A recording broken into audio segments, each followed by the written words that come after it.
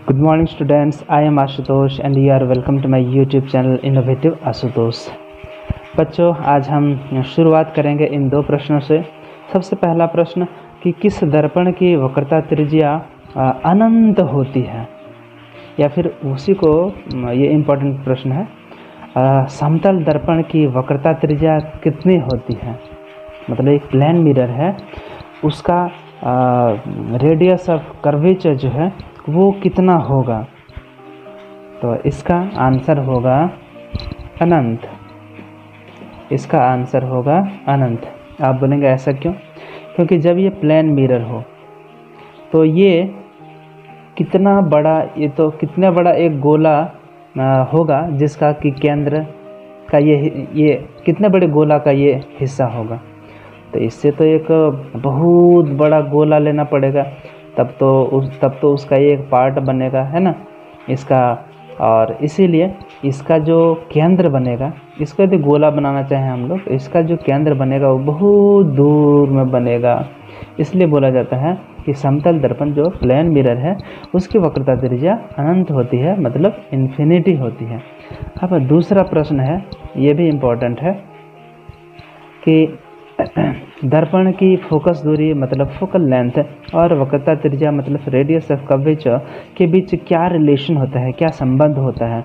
तो उसका संबंध यही है कि वो जो r होता है वो होता है 2f के बराबर, या फिर इसी को बोला जाता है जो फोकस दूरी है वो वक्रता त्रिज्या की आधी होती है। यही रिलेशन होता है। इस रिलेशन को हम लोग निकालेंगे अगली कक्षा में। इसको डिराइव करेंगे कि कैसे ये क्यों होता है, जो फोकस दूरी है वह वक्रता त्रिज्या की आधी क्यों होती है। चलिए इसके बाद का पॉइंट हम लोग जानते हैं, सीखते हैं। आइए अब इस चित्र को देखें। इस चित्र में क्या है कि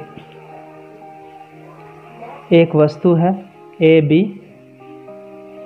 एक वस्तु है, और ये जो है एक समतल दर्पण है जिसके पीछे पॉलिश किया हुआ है, पेंट किया हुआ है, कलर किया हुआ है। यहाँ से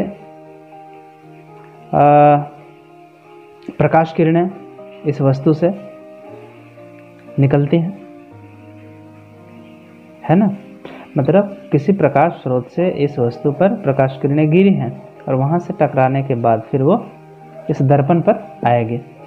तो यहाँ से प्रतिबिंब, मतलब एक तरह से समझ लें कि उसका चित्र बनाने के लिए, ना, जैसे दर्पण में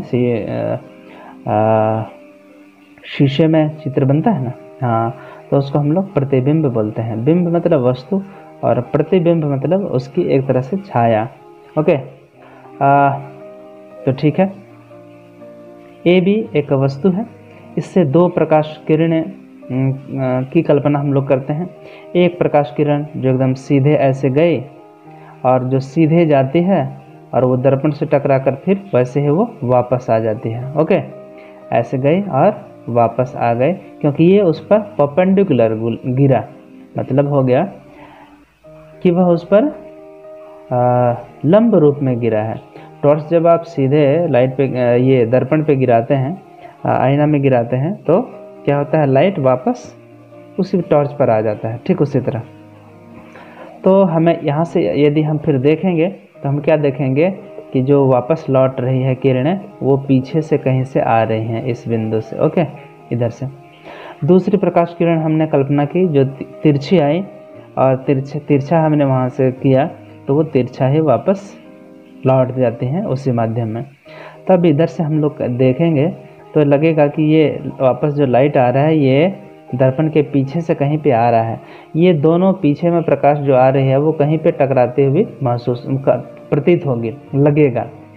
और फोटो बैक में मतलब प्रतिबिंब जो है, इमेज चित्र जो है, वो पीछे में हमें इस वस्तु का बना हुआ दिखेगा इस तरह से। ठीक है, तो इसमें खासियत क्या है इसकी, समतल दर्पण में जो चित्र बना, इमेज बना, उसकी खासियत क्या क्या है, चलिए देखते हैं। खासियत है, पहली खासियत है कि वह सीधा बनेगा।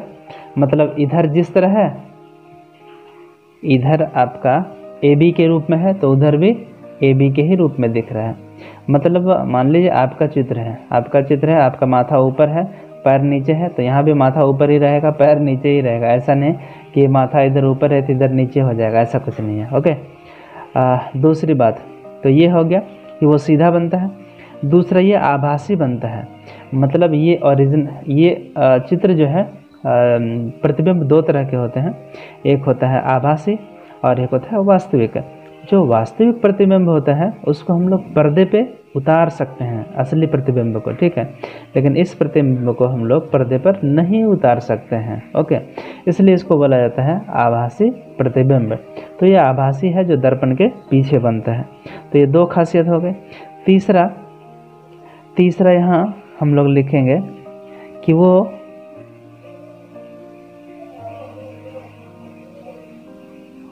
समान आकार का बनता है। मतलब इधर आपका जितना बड़ा फोटो है तो उसके बैक में दर्पण के मिरर के पीछे भी उतना ही बड़ा प्रतिबिंब आपको दिखेगा। और हाँ, तो वो हो गया समान आकार का। और चौथा जो है पार्श्व उल्टा, इसका मतलब हो गया, पार्श्व उल्टा का मतलब होता है कि यहाँ आप दर्पण के सामने खड़े हैं और यदि आप अपना दाहिना हाथ उठाएंगे तो यहाँ पे शीशे में दर्पण के पीछे में अब जो चित्र बनेगा वहाँ पे लगेगा कि आपने बायां हाथ उठाया। आप दाहिना उठाएंगे तो आपको लगेगा बायां हाथ उठाएगा, और बायां हाथ उठाएंगे तो लगेगा यहाँ दायां हाथ उठाया। मतलब दायां का बायां होता है, बायां का दायां होता है, ठीक है। तो इसको हम लोग बोलते हैं पार्श्व उल्टा, मतलब साइड वाला पार्ट जो है वो उल्टा हमें दिखता है। ओके, तो ये था समतल प्रतिबिंब की समतल दर्पण की खासियत, उसमें बनने वाला प्रतिबिंब कैसा होता है। सबसे पहला तो वो आभासी होता है, दूसरा समान आकार का होता है, तीसरा सीधा होता है, लेकिन चौथा सीधा होने के साथ साथ वो कुछ उल्टा भी होता है, लेकिन वो पार्श्व उल्टा होता है। ऐसा नहीं कि माथा जहाँ है वहाँ पे पैर आ जाएगा, ऐसा नहीं है, इसलिए इसका नाम है पार्श्व उल्टा। मतलब ये दोनों हाथ है तो ये हाथ की जगह दाहिना हाथ दिखेगा और दाहिना हाथ की जगह बायां हाथ नजर आएगा। ओके, तो ये था समतल दर्पण में बनने वाले प्रतिबिंब की खासियत। तो चलिए इसके बाद का पॉइंट देखते हैं।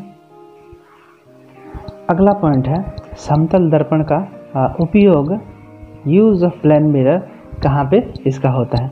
तो मुख्य रूप से इसका जो उपयोग है वो आपका होता है अपना चेहरा देखने में, ठीक है। इसका मुख्य रूप से उपयोग होता है चेहरा देखने में। बाकी हम लोग अगली कक्षा में जानेंगे। तो आज के लिए इस वीडियो में बस इतना ही।